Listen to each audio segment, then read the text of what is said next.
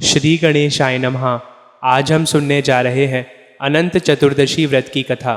इस दिन भगवान श्री हरि की पूजा की जाती है। यह व्रत भाद्रपद के शुक्ल पक्ष की चतुर्दशी तिथि को किया जाता है। इस व्रत में सूत या रेशम के धागे को लाल कुमकुम से रंग उसमें 14 गांठें लगाकर राखी के तरह का अनंत बनाया जाता है। 14 गांठें भगवान श्री हरि के द्वारा 14 लोकों का प्रतीक माना गया है। इस अनंत रूपी धागे को पूजा में भगवान पर चढ़ाकर व्रती अपने बाजू में बांधते हैं। पुरुष दाएं तथा स्त्रियां बाएं हाथ में अनंत बांधती हैं। ऐसी मान्यता है कि यह अनंत हम पर आने वाले सब संकटों से रक्षा करता है। यह अनंत डोरा भगवान विष्णु जी को प्रसन्न करने वाला तथा अनंत फल देने वाला माना गया है। यह व्रत धन, पुत्र आदि की कामना से किया जाता है। इस दिन नए डोरे के अनंत को धारण करके पुराने का विसर्जन किया जाता है। अग्नि पुराण के अनुसार व्रत करने वाले को 1 सेर आटे की मालपुआ अथवा पूड़ी बनाकर पूजा करनी चाहिए तथा उसमें से आधी ब्राह्मण को दान दे दे और शेष को प्रसाद के रूप में बंधु बांधवों के साथ ग्रहण करे। इस व्रत में नमक का उपयोग निषेध बताया गया है। ऐसी मान्यता है कि यदि किसी व्यक्ति को अनंत रास्ते में पड़ा मिल जाए तो उसे भगवान की इच्छा समझकर अनंत व्रत तथा पूजन करना चाहिए। यह व्रत पुरुषों और स्त्रियों के समस्त पापों को नष्ट करने वाला माना गया है। इस व्रत के प्रभाव से ही पांडवों ने अपने भाइयों सहित महाभारत का युद्ध जीत अपना खोया हुआ साम्राज्य तथा मान सम्मान पाया था। इस पूजा में यमुना, नदी, शेष, नाग तथा अनंत श्री हरि की पूजा की जाती है। इसमें कलश को यमुना के प्रतीक के रूप में, ध्रुवा को शेष का प्रतीक तथा 14 गांठों वाले अनंत धागे को भगवान श्री हरि के प्रतीक के रूप में पूजा की जाती है। इसमें फूल, पत्ती, नैवेद्य सभी सामग्री को 14 के गुण के रूप में उपयोग किया जाता है। ऐसा कहा जाता है कि यदि यह व्रत 14 वर्ष तक किया जाए तो व्रती विष्णु लोक की प्राप्ति करता है। पुराणों में इस व्रत को करने का विधान नदी या सरोवर पर उत्तम माना गया है, परंतु आज के आधुनिक युग में यह संभव नहीं है। अतः घर में ही पूजा स्थान पर शुद्धिकरण करके अनंत भगवान की पूजा करे तथा कथा सुने। साधक प्रातःकाल स्नान आदि कर नित्य कर्मों से निवृत्त हो जाए, सभी सामग्री को एकत्रित कर ले और ब्राह्मणों को बुलाकर पूजन का समापन कराए और अंत में उन्हें दक्षिणा प्रदान करे। अब हम सुनते हैं अनंत चतुर्दशी व्रत की कथा।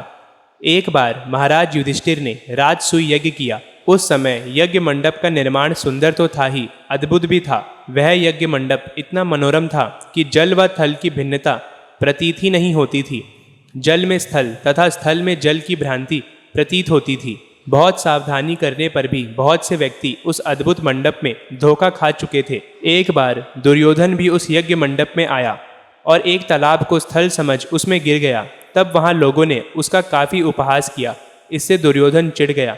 यह बात उसके हृदय में बाण समान लगी। उसके मन में द्वेष उत्पन्न हो गया और उसने पांडवों से बदला लेने की ठान ली। उसके मस्तिष्क में उस अपमान का बदला लेने के लिए विचार उपजने लगा। उसने बदला लेने के लिए पांडवों को द्युत क्रीड़ा से हराकर उस अपमान का बदला लेने की सोची। उसने पांडवों को जुए में पराजित कर दिया। पराजित होने पर प्रतिज्ञा अनुसार पांडवों को 12 वर्ष के लिए वनवास भोगना पड़ा। वन में रहते हुए पांडव अनेक कष्ट सहते रहे। एक दिन भगवान श्री कृष्ण जी जब मिलने आए तब युधिष्ठिर ने उनसे अपना दुख कहा और दुख दूर करने का उपाय पूछा। तब भगवान ने कहा कि हे युधिष्ठिर, तुम विधि पूर्वक अनंत भगवान का व्रत करो।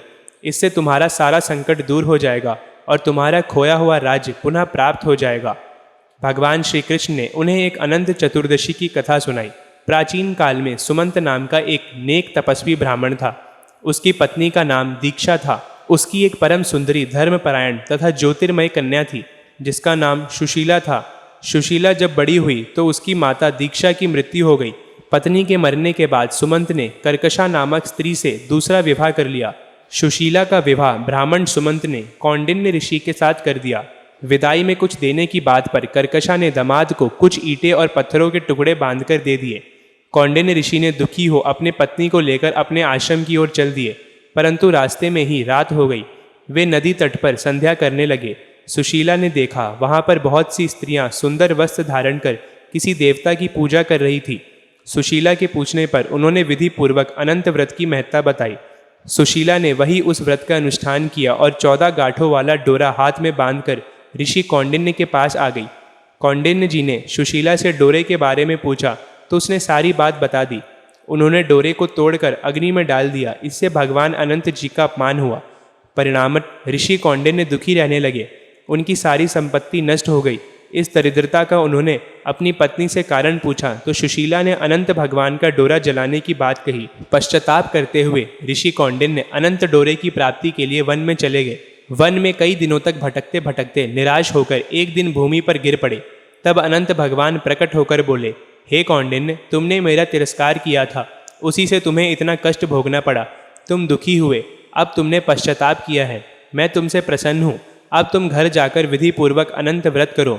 14 वर्ष पर्यंत व्रत करने से तुम्हारा दुख दूर हो जाएगा, तुम धन धान्य से संपन्न हो जाओगे। कौंडिन्य जी ने वैसे ही किया और उन्हें सारे कलेशों से मुक्ति मिल गई। भगवान श्री कृष्ण की आज्ञा से युधिष्ठिर जी ने भी अनंत भगवान का व्रत किया, जिसके प्रभाव से पांडव महाभारत के युद्ध में विजय हुए तथा चीरकाल तक राज्य करते रहे। इति श्री अनंत चतुर्दशी व्रत कथा संपूर्णम। बोलिए विष्णु भगवान की जय।